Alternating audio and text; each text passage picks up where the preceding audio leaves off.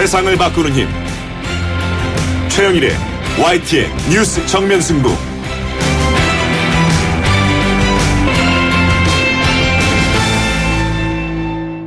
YTN 뉴스 FM 뉴스 정면 승부 3부 시작합니다. 검찰 수사는 여전히 진정성을 의심받고 있습니다만 이와 별개로 또 하나 짚어볼 대목이 있습니다. 계속해서 드러나고 있는 이 수천억 원대에 달하는 최순실 씨 일가의 재산 규모인데요. 정치권에서는 이른바 최태민 최순실 특별법을 발의해서 부정한 방법으로 축적한 재산을 환수하겠다. 이런 얘기도 나왔습니다. 잠시 후에 관련 입법 계획을 밝힌 더불어민주당 민병두 의원을 연결해서 자세한 얘기 나눠보고요. 그리고 바로 내일이죠. 미국의 제45대 대통령을 선출하는 대선이 실시되는데요. 이 힐러리 클린턴과 도널드 트럼프 두 사람 가운데 과연 누가 새 역사를 쓰게 될까요? 미 대선의 주요 쟁점과 전망도 전문가로부터 들어보겠습니다.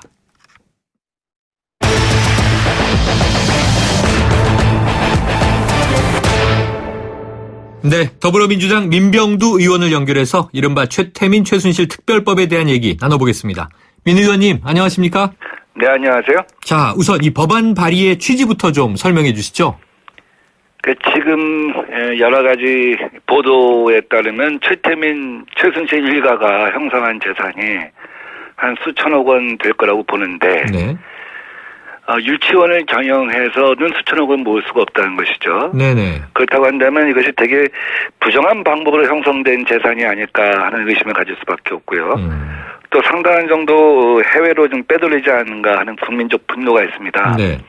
근데 검찰 수사가 아마 일정 시점이 지나면 그래서 정치적으로 제기되고 있는 많은 의혹들이랄지 이런 것들이 이제 마무리되고 나면 또 검찰 수사도 유야무야 되지 않을까 싶기도 하고요.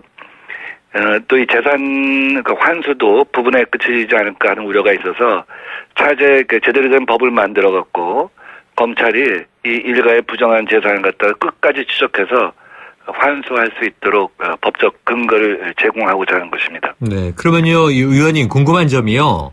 이런 특별법의 별도 제정 없이는 이 현행법상으로 이 불법적으로 취득한 재산 환수가 불가능한 건가요? 현재 우리나라도 범죄 수익 은닉 규제 및 환수에 관한 법률이 있는데 네. 그 정도가 상당히 약하죠. 그래서 지금과 같이 직권남용으로 지금 이제 직권남용 및 동행사로 네. 검찰이 기소할 것으로 보이는데 아까 말씀드린 그 범죄 수익 은닉 규제 및 환수에 관한 법은 이제 마약류랄지 뇌물이랄지 배임죄랄지 이런 경우만 반드시 몰수하도록 되어 있고요. 네. 그 밖의 경우는 특히 직권남용 같은 경우는 반드시 몰수할 수 있도록 되어 있지 않습니다. 네, 네. 자, 이번 정부 들어와서 떠오르는 것이 전두환 추징법, 일종의 특례법이 만들어지지 않았습니까? 네. 그럼 이 한계라든가 이 특별법이 만들어지면 달라지는 대목 이런 걸 좀 설명해 주시면 이해가 쉬울 것 같은데요. 네, 전두환 추징법은 추징을 하려고 해도 전두환의 재산이 29만 원밖에 없다. 아하, 네. 그러니까 더 이상 발견할 방법이 없었죠. 네. 근데 이것은 사실은 이제 국정을 문란하게 해서 축적된 재산이기 때문에 특별하게 우리가 이제 추적할 수 있는 근거를 만들어준 겁니다.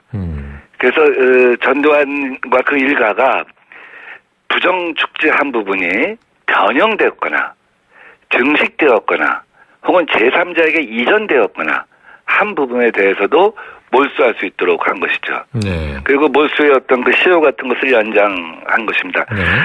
이 논리를 갖다가 우리가 인용한다고 한다면 국정문란, 국정농단, 헌법 파괴 이로 인한 어떤 형성된 범죄에 대해서는 다소 시효를 갖다 연장하거나 혹은 소급을 하거나 이렇게 해서 처벌할 수 있다 하는 법적인 어떤 그 전례가 있는 것이죠. 네.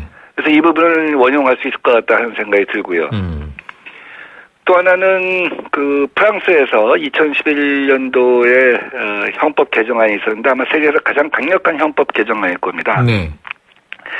마약이랄지 뇌물이랄지 돈 세탁을 해서 이제 깨끗한 것처럼 보인 재산 있지 않습니까? 지금 강남에 있는 최순실 씨 땅 같은 경우인데 이것에 대해서 네가 이 재산을 어떻게 형성했는지 소명해라. 소명하지 못하면 국가가 환수하겠다는 것이죠. 네네. 범죄 행위로 의심되는 과정을 거쳐서 형성된 재산에 대해서 소명을 하라는 건데 이것은 기존의 법 체계랑은 완전히 다른 법 체계입니다. 네네. 기존은 국가가 입증을 해야 되는 것이죠. 무죄 추정의 원칙에 따라.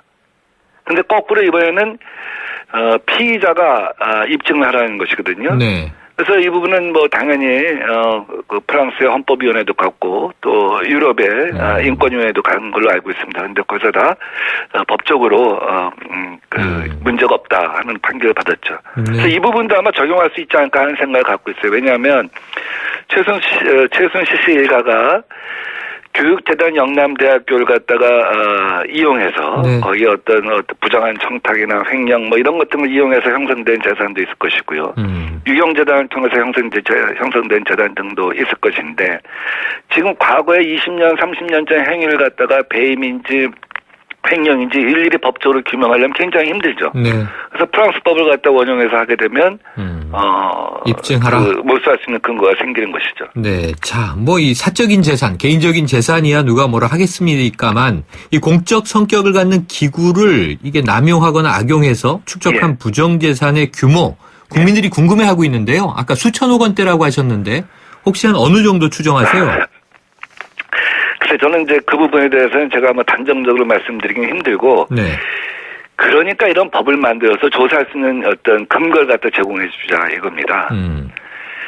특히 이제 우리 이 최순실 씨가 상당한 정도 우리 차명 계좌를 이용해서 거래를 했다는 얘기가 있고요. 네네. 특히 조사 피난처 12개 이상의 계좌를 갖다 개설했다는 얘기도 있는데 이런 경우도 지금 현재의 법으로는 그냥 그 차명 계좌를 갖다 개설했다는 것에 대한 그 형사적 처벌 이상 하기가 쉽지가 않아요. 네. 전액을 몰수하기가 쉽지 않죠. 그래서 좀 공공기관이랄지 공적 권력을 이용해서 사적으로 편취되고 증식된 재산을 차명 거래를 한다든지 조사 도피를 한다든지 이럴 경우에는 우리가 가중 처벌할 수 있도록 이 법에 만들게 된다고 한다면 그것도 환수가 쉽지 않을까 하는 생각을 하고 있는 것입니다. 네. 아까 살짝 언급을 해 주셨는데요. 지금 국민들이 정말 궁금한 대목이 재산 형성의 과정 아니겠습니까? 예. 이 언론에 최근에 공개된 내용 보니까요. 최태민 씨의 의붓아들로 알려진 이 조순재 씨 녹취록에 70년대 초까지는 이 최 씨 일가가 재산이 거의 없고 가난했다는 거죠? 네. 근데 지금 말씀하신 대로 갑자기 90년대 서울 강남에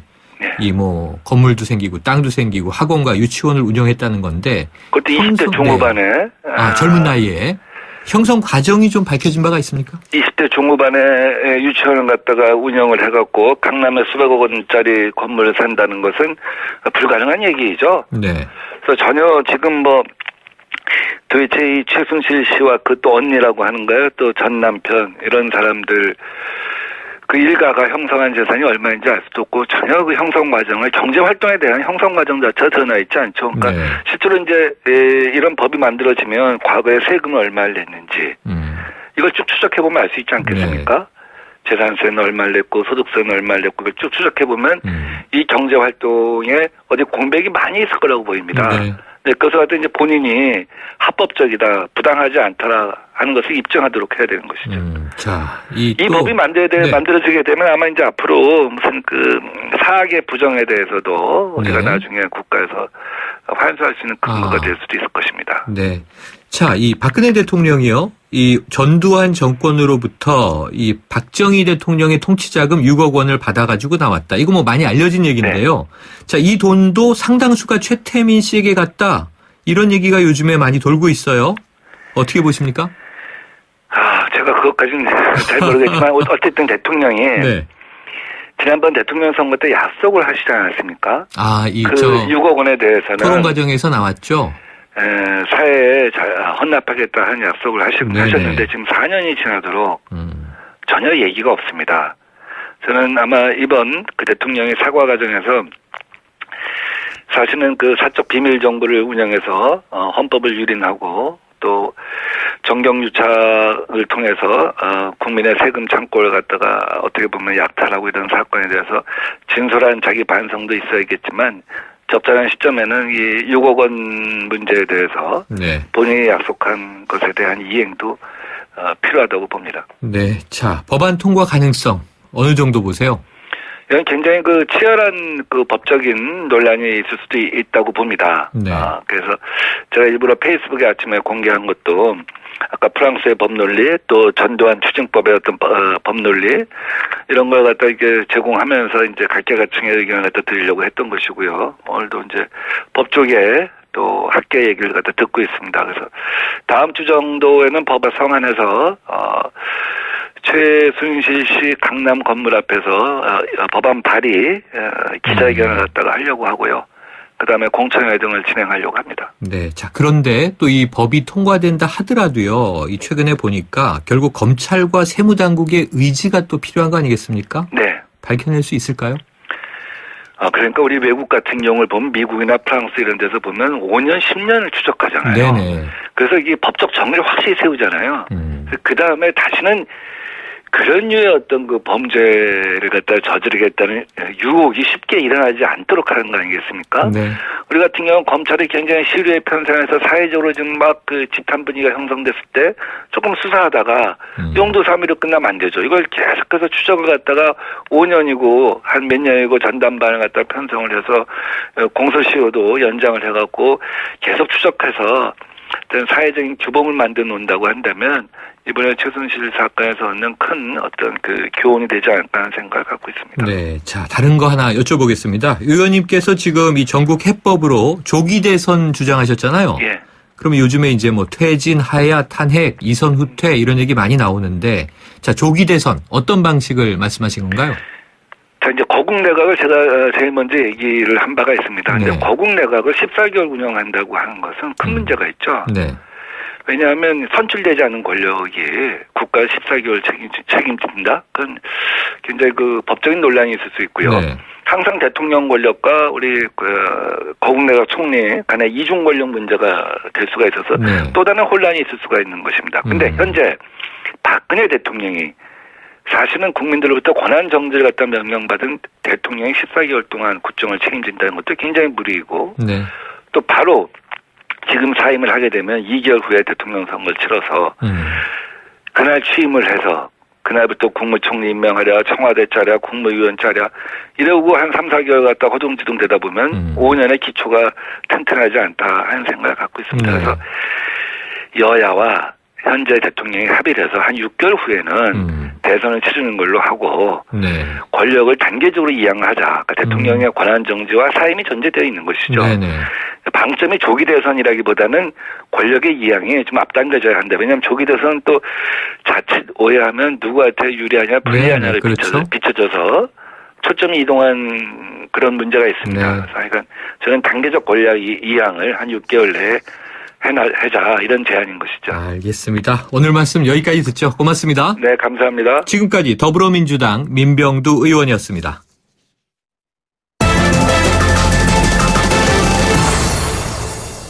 네, 지금 이야기 나눈 바대로요. 우리나라는 현직 대통령에 대한 탄핵 하야 요구가 들끓고 있습니다만 이 미국은 새로운 대통령을 맞을 준비에 분주한데요. 바로 내일입니다. 미국의 제45대 대통령을 선출하는 대선이 실시되는데요. 자, 힐러리 클린턴 대 도널드 트럼프. 누가 대통령이 될까요? 자, 마지막까지 한 치 앞을 내다볼 수 없는 이 미대선의 주요 쟁점과 전망을 전문가로부터 들어보겠습니다. 경희대 정치외교학과의 서정건 교수 연결하겠습니다. 서 교수님, 안녕하십니까? 네, 안녕하세요. 자, 가장 어려운 거 여쭤볼게요. 누가 됩니까? 누가 되는지는 이전보다 훨씬 더 지금 알 수가 없게 되어 있는데요. 네. 일단은 선거인단 그 확보 경쟁 차원에서 보면 여전히 힐러리 클린턴이 다소 우세이다. 네, 이렇게 볼 수 있지만 그 트럼프가 최근에 그 상승세 때문에요.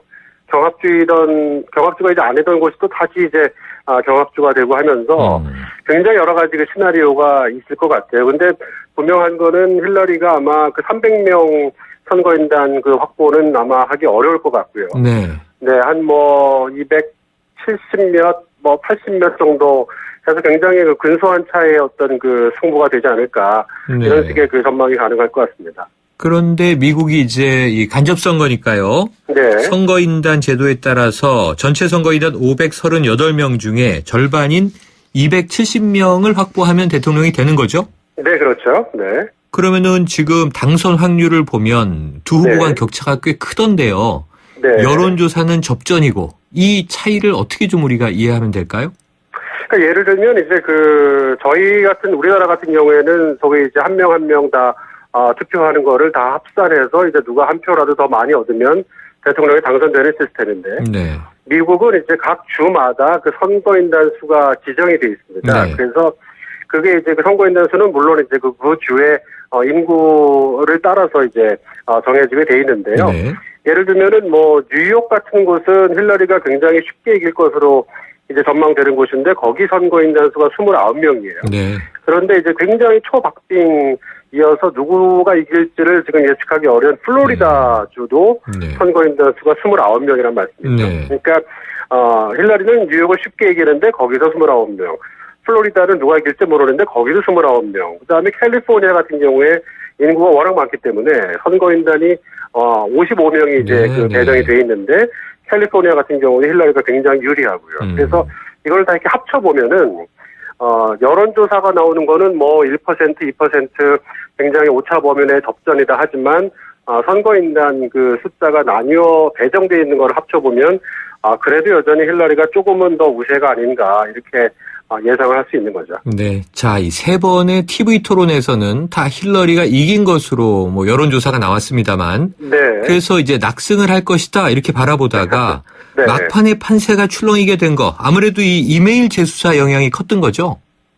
네, 그러니까 그 제임스 코미라고 사실은 그 오바마 대통령이 2013년에 임명한 FBI 국장이거든요. 네. 그러니까 오바마 대통령이 임명한 그 FBI 국장이 의회에다 서한을 보내서 힐러리 클린턴의 그동안 우리가 찾지 못했던 새로운 이메일들이 발견되어서 우리가 새로 조사 중이다.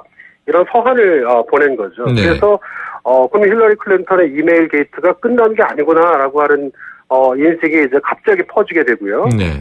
네, 이런 것들 때문에 사실 그 힐러리 클린턴하고 트럼프하고의 그 격차가 굉장히 줄어들었는데 사실은 그것뿐만 아니라 최근까지도 굉장히 마음을 정하지 못하던 이 공화당 유권자들이 막판에 그래도 민주당 힐러리보다는 우리 조금 흠이 많지만 트럼프를 찍어야 되지 않겠는가 하는 정서가 이제 많이 또 새로 형성이 되고 있고요. 그다음에 부동층도 한 이번 대선 같은 경우에 한 10% 가까이 지금 예측이 되는데 이 중에서도 트럼프 지지도가 굉장히 올라가고 있다. 그래서 사실은 뭐 14%까지도 격차가 한 2주 전쯤까지만 해도 벌어졌었는데요. 그 급격하게 지금 그 격차가 줄어들고 있는 상황이긴 합니다. 네, 저 최근에 이 좀 미국 대선을 잘하는 분이 저한테 이런 얘기를 하시더라고요. 미국인들의 특성이 네. 자 거짓말하는 지도자냐 막말하는 지도자냐. 네. 그러면 차라리 막말하는 지도자를 뽑겠다 이런 이제 네, 시민이 많을 것이다라고 예상을 하시던데 뭐 네. 그런 정서가 좀 맞나요? 글쎄요, 그거는 뭐 미국 사람들만의 정서는 아닌 것 같고요. 네. 신뢰하지 못하겠는 그런 지도자보다는 자질이 조금 떨어지지만 무언가 세상을 확 바꾸겠다라고 호언장담하는 후보 쪽에 마음이 조금 가는 정서가 조금 있는 거죠. 그러니까 힐러리 클린턴 같은 경우에는 빌 클린턴 그 퍼스트 레이디이던 93년부터 사실은 미국 정치의 그 전면에 늘 자리했던 사람인데 네. 민주당 내부에서도 사실은 2008년 오바마 그다음에 2016년 버니 샌더스 같이 개혁파들한테 계속 밀린 거예요. 그러니까 공화당 유권자들 입장에서는 힐러리 클린턴은 굉장히 이 부정부패의 어떤 화신 같은 존재로 이미 낙인에 오랫동안 찍혀져 있었는데 민주당 내부에서도 이런 그 개혁 진보파들로부터도 외면받는 그런 상황이기 때문에 힐러리 클린턴에 대해서 참 평이 안 좋다 이런 말씀을 드릴 수 있을 것 같아요. 네, 저 교수님 우리나라도 2012년 대선 때 좀 유사한 일이 있긴 했는데 네. 경우는 좀 다르지 않습니까?